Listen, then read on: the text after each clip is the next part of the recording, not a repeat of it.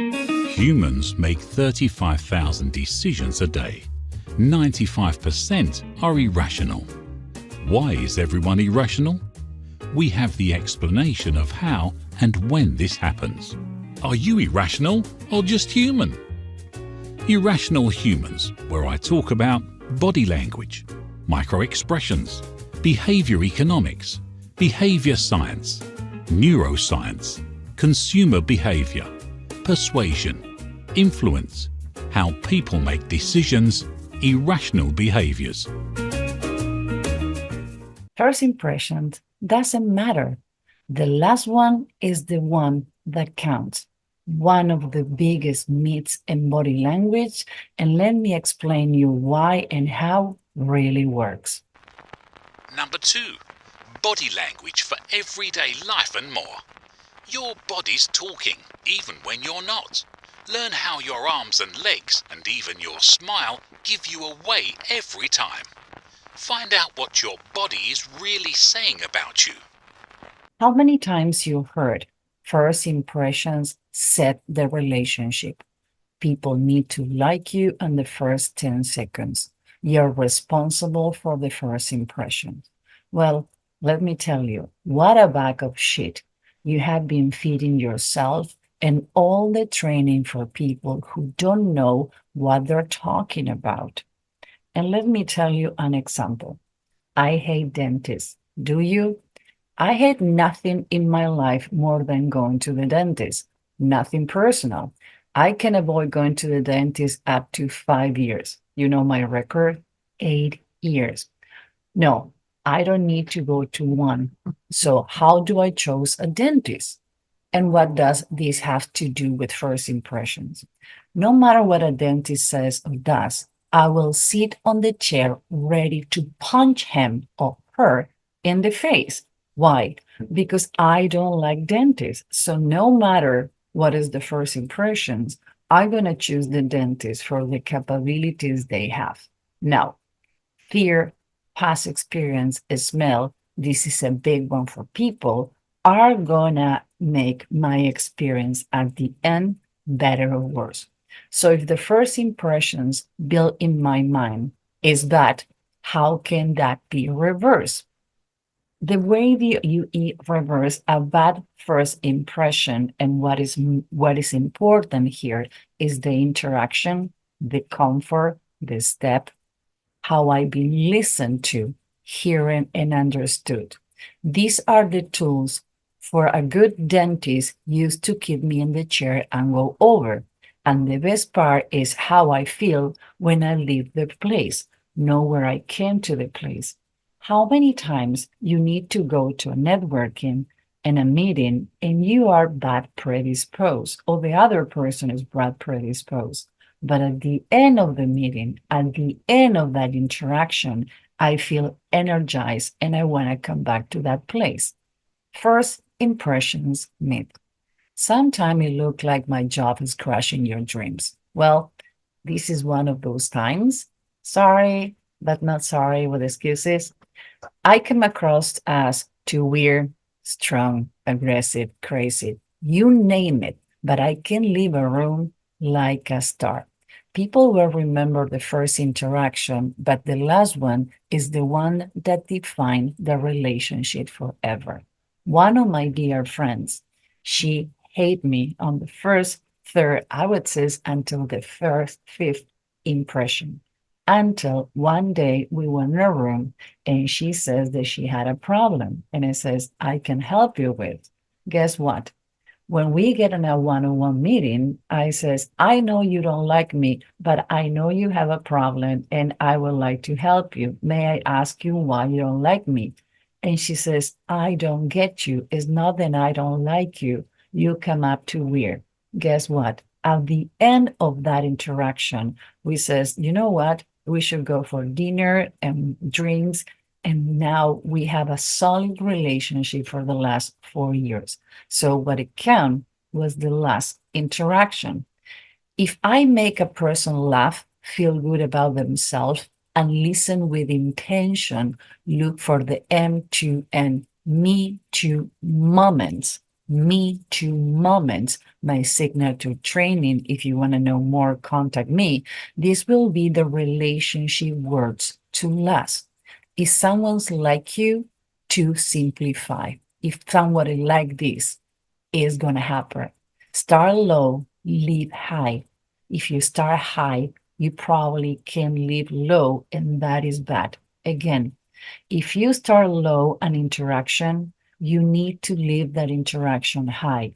And if you initiate an interaction sometime too high, meaning the first impression have many things on the brain, on the other person dictionary, and you cannot come up with the expectation the other person have, you have the risk to leave that first impression meeting on the low part.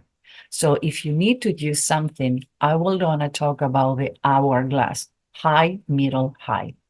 Customer service and feedback. This is another example where people go with low expectation and aggressiveness. You don't call customer service because you're happy. You usually are mad.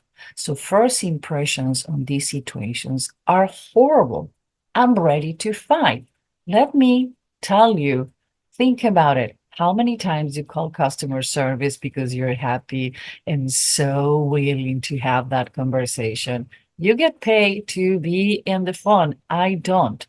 I have few lower few got good interaction where the team was well trained. That's where I'm talking about. I have a few low good interactions when I go to customer service. The worst parts when I call customer service is when they say, I'm sorry, I understand how mad you are. What? You get paid to be in this call. I'm not. I'm not getting paid to complain for a service that should have been done well on the first. Let's talk listen in silent more. Active listen is what can get you from a bad interaction to a good first impression. One of the companies who does it the best is called Zappos. Actually, I think if I'm not mistaken, they have the Guinness record for the best customer service interaction. There were hours and hours until the client, a customer, got satisfied. Do you like to establish a relationship? Here is how. Emotions versus logic. Persuasion is emotional. Influence is logic. And bear with me and let me explain you why. People can be led to meet you for what they see in the media, the material you share, or just get drawn to you in a meeting or networking. What lasts and makes the difference is the influence you made in that person after they leave the interaction with you or your product. What lasts is the influence. What brings them to you is the persuasion. You need both. If you have a product and you promote on the media, or if you are the product when you promote in the media, is going to be tinted. What is my perception? What are my needs? And what I think I'm going to get from that interaction from you or from the product. So what you build on that interaction not always is on your control. That's what I'm saying. Deception sometimes happen for what I expecting from you, and it's impossible you can fulfill that needs of the person. So don't get so pissed off, so mad, or so sad when an interaction doesn't work. Sometimes it's better the interaction doesn't work. You didn't invest weeks and weeks to try to make it happen. Let me talk about the elicitation hourglass interaction. Remember when I talk about start high and living high? The ideal interaction is high, high. But if you need to choose, leave high. This is what it lasts. The hourglass system is make a good impression based on your influence. Not so important what happened in the middle of the interaction, but live in a big moment. And that's where we talk about short is better. Working with a dating coach, she told me this advice that I can give a client, and I'm going to give it to you, Susan, for free since we're going to be working together. Make your first date short. And this has a neuroscience meaning on it. Leave on the top sales calls, networkings, first interaction. Always leave high. Do you know what is the best timing for a discovery call? Tip of the day, my dear irrational human, 25 minutes. And I talk in my sales classes and networking and how to do an emotional contract and take the pressure on the beginning when you says to someone, and guess what? If I'm not the right person for you to help you, I'm gonna put you in contact with someone who can, does, do. And this can happen in only 25 minutes. It's science, and why sure is better. Do we have bloopers? Why we have bloopers? Why bloopers are all over the place in good movies? The mainstream public debut of blooper in movies credit to the 1970s. Why? Because at the end of an interaction, if I make you laugh, I'm gonna stimulate dopamine and oxytocin. Actually, it's funny. In Toy Story 2, there were fake bloopers included at the end. I'm gonna tell you one day what is this story about Toy Story and how Disney and Pixar start working together, because Pixar came to save Disney when they ran out of options. So the concept was completely different. Do cartoons make bloopers? No, there are cartoons. They are designed by people, so no bloopers happen there. But guess what? They found out to make sure people leave the theater, stop the movie in a high point, high interaction, is doing bloopers at the end. So leave the cinema high. Huh. That's the way you need to do it with people. In conclusion, in sales, dating, networking, measure your end goal before you get there. Go with some cards in your sleeve, like when we say when we're playing poker. Be ready that the initial interaction can be bad. Make sure that you leave or you have something to give someone where they can own you a favor. Leave the saying, what I can do to help you. Your story was fascinated. And sometimes leaving a first impression on the high is not only related when you end that interaction. I tend to send thank you notes, handwriting, to people that I met with. And if I don't have the address or the people is in another part of the country, I tend to send an email with a handwriting note, picture saying, if you give me your address, I'm going to send you this in person. But in the meantime, thank you very much. I appreciate you, not me. I appreciate you for your time, because time doesn't come back. And yours was really important, and you choose to share it with me. That is a good way to end it up an interaction high. And I don't do it fakely. From the bottom of my heart, I really appreciate people for the time they give me. The same time appreciating you for the time you put listening to the podcast. We teach these techniques in our training, and one of the tactics that blow my mind is don't care about the first impressions. You are not in control. When I said this in a training, people like, what? But this person, this coach, this guru, this influencer, like, guess what? I'm a behavioral neuroscience, and I specialize in irrational humans and how things affect you. So believe me when I tell you, don't believe that people.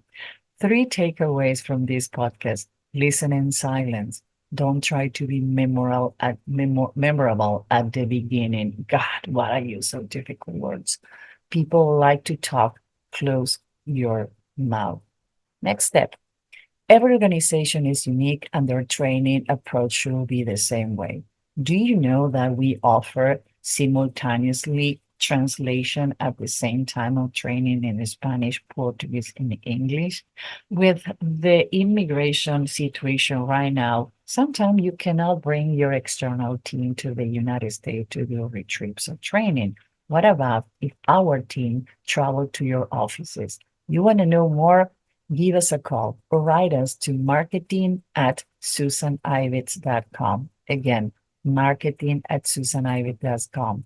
My company and I provide licensed training programs, professional development training, executive coaching, and strategic consulting hours, dedicated learning hub for your team and organization. And we have our own mobile app for on-the-go audio training and subscription. You want to know more, my irrational human? Remember, contact me before it's too late, because first impressions has nothing to do with you, but I can teach you and show you how to make them last. Until the next episode, my dear, dear irrational human. Susan Ibitz is a former political influence consultant, profiler, and civilian hostage negotiator. With expertise, studies, and masters in human behavior, behavior economics, neuroscience, and a nerd for data, Susan works on the humans that grow your business. High performance, high behavior training. Teach corporations and employees how to hack into humans using behavior, neuroscience, and persuasion. Behavior economics. She has been called freaky and the top expert in her field by the Chicago Tribune and Psychology Today, by showing how to profile anyone in 30 seconds. She is the author and researcher of Irrational Humans. People make 35,000 decisions a day, and 95% are irrational. But why and how?